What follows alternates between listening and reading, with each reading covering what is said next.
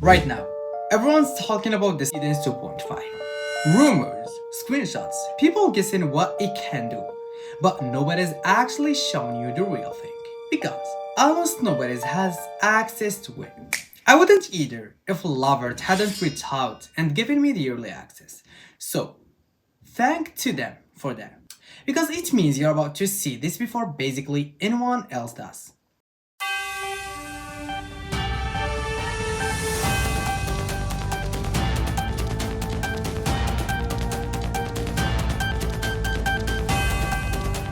Before I get into what I actually tested, let me tell you who's behind this because it changes how much weight I'd put on any of it.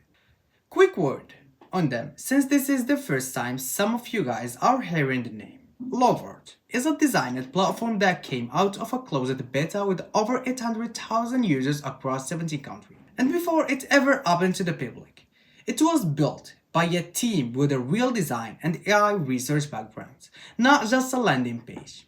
And the Seedance is one of the video model running inside it.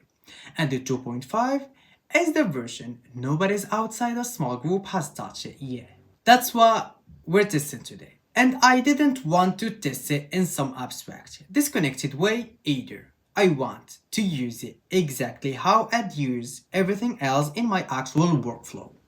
So, I need B-roll for my own videos constantly. So, instead of running some abstract test, I actually generated a clip I'm using in a real video. And I run it in on both the current model and the new Seedance 2.5. So you can see exactly what changed before I trusted it enough to use it. And I'm not going to just show you the finished clip and ask you to take my word for how I got there. I'm going to build it together starting from a blank screen. So let's actually get into it. Because I don't want to just tell you this works. I want you to watch me build it from nothing. Here is the prompt, type it live. Nothing pre-made, nothing prepared off camera.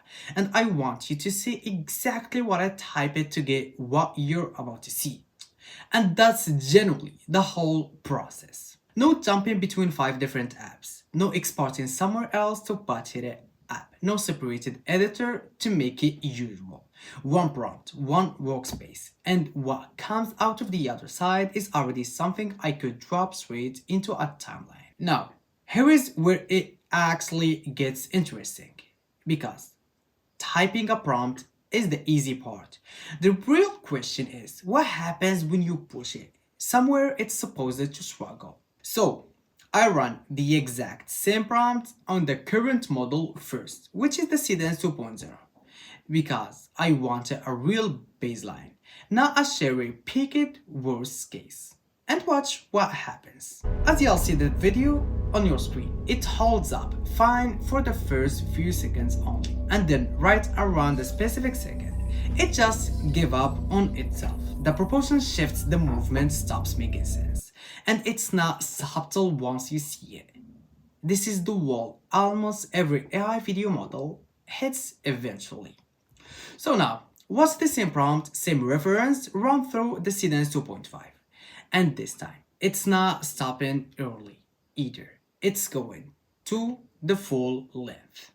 And as you'll see, that's not a color grade or a lighting trick dressed up to look impressive. That's the model physically holding a shot the older version couldn't fit.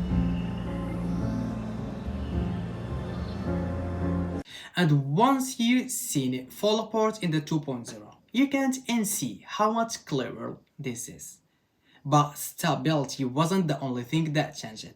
There is something else in here I didn't expect to care about nearly as much as I do. In the old version, if a 1 second of a 30-second clip was broke, your only option was starting over and hoping the next roll fixed it. The 2.5 lets you go into the clip itself and edit just the part that's off. And as you'll see on the screen, I'm going into one specific clip and trying to change just that. And everything around it stays exactly the way it was. And that's not even the only fix it without starting over filter they've added. There are two more I want to show you. because they're built around the exact same idea, the precision instead of luck. The first one is called the multi-angle. Instead of writing out some complicated prompts trying to describe a different camera angle and hoping it generates something useful, you just select the image on the canvas and drag, rotate it, tilt it, zoom in, and it produces a constant new perspective of the same subject. So if you ever needed the same product or the same shot from a slightly different angle, this is the difference between regenerating from scratch 10 times and just dragging. The second one's called the move object, and it's exactly what it sounds like. You select something in the shot and just move it. No reprompting, no regenerating the whole scene around it. You need more breathing room for a headline, need to rebalance a shot, need to put something somewhere it wasn't originally generated.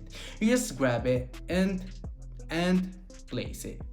Individually, these feel like small convenience. Put together, they are the difference between prompting and waiting versus actually directing the shot the way you want it. And once I had a clip I was actually happy with. I didn't want to just leave it sitting in a folder as a demo. I want to see if it held up in something real.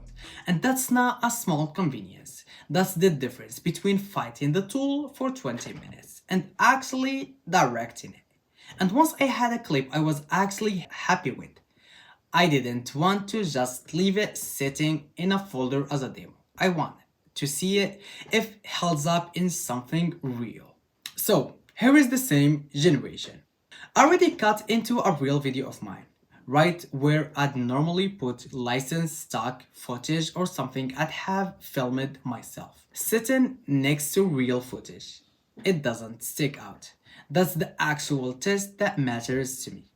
Not wherever it looks good on its own, but wherever if it survives being placed next to everything else in a real edit. So after all of that, the baseline, the failure point, the fix, and actually using it. So pulling all of that together, is this the leap everyone's whispering about? The long shot stability is real. I watched the older model fail, and the new one didn't. That's not something you can talk your way around. And being able to edit one moment instead of re-rolling the entire clip is the part that actually changes how I'd use this going forward. Not just today for this video, which is a legit upgrade, not a legit magic, but a real one. So if any of what you just watched made you want to try it yourself before it's out to everyone else, head over to the description. You will find a link that gives you the early access through Lovart platform.